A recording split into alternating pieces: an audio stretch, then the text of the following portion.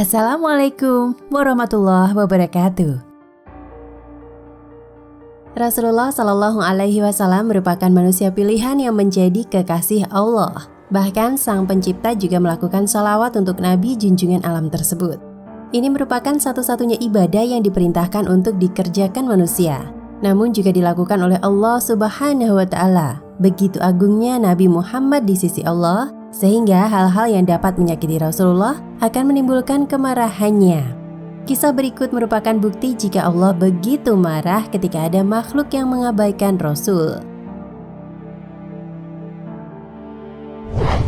Ini terjadi saat Nabi melakukan Isra Mi'raj untuk menjemput perintah sholat.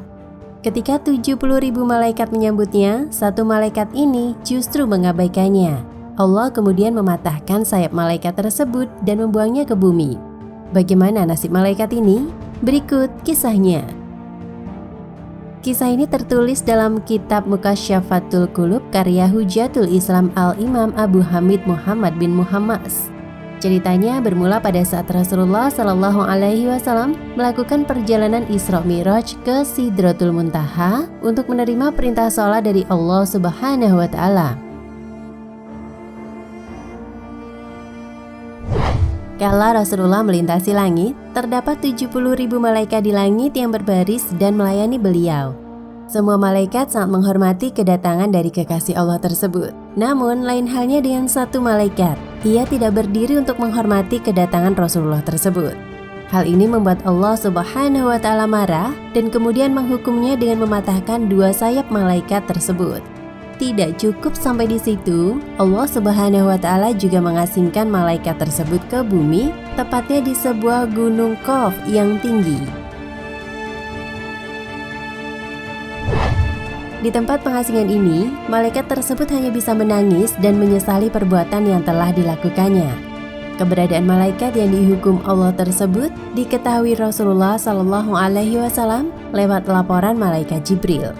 Malaikat Jibril berkata, "Ya Rasulullah Shallallahu Alaihi Wasallam, aku telah melihat ada seorang malaikat langit berada di atas singgasananya. Di sekitarnya terdapat 70.000 malaikat berbaris melayaninya. Pada setiap hembusan nafasnya, Allah Subhanahu wa Ta'ala menciptakan darinya seorang malaikat. Dan sekarang kulihat malaikat itu berada di atas gunung Qaf dengan sayapnya yang patah dan sedang menangis.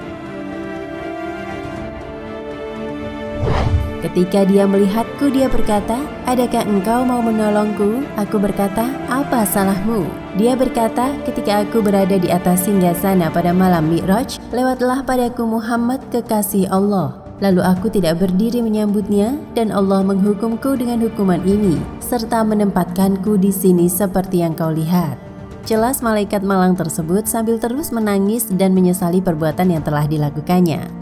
Setelah mendengarkan penjelasan dari malaikat malang ini, malaikat Jibril kemudian mencoba memberikan pertolongan kepadanya. Lalu ia merendahkan diri di hadapan Allah Subhanahu wa Ta'ala untuk meminta pertolongan. Maka Allah Subhanahu wa Ta'ala berfirman, "Hai Jibril, katakanlah agar dia membaca salawat atas kekasihku Muhammad Sallallahu Alaihi Wasallam." Mendengar perintah Allah tersebut, lantas malaikat Jibril segera menyampaikannya kepada malaikat yang mendapat hukuman. Sesuai dengan perintah malaikat Jibril, malaikat tersebut langsung bersolawat kepada Rasulullah Shallallahu Alaihi Wasallam. Akhirnya Allah Subhanahu wa Ta'ala memberikan ampunan kepadanya. Setelah memberi ampunan, Allah kemudian menumbuhkan kembali sayap malaikat tersebut dan mengembalikannya ke singgasananya. Demikianlah informasi mengenai kisah malaikat yang dipatahkan sayapnya dan diasingkan ke bumi oleh Allah Subhanahu wa Ta'ala karena tidak menghormati Rasulullah Sallallahu Alaihi Wasallam. Maka dari itu penting bagi kita untuk mengetahui betapa pentingnya sholawat kepada kekasih Allah ini. Sesuai dengan firman Allah, sesungguhnya Allah dan malaikat-malaikatnya bersalawat untuk Nabi. Wahai orang-orang yang beriman, bersalawatlah kalian untuk Nabi dan ucapkanlah salam penghormatan kepadanya. Quran Surat Al-Ahzab ayat 56.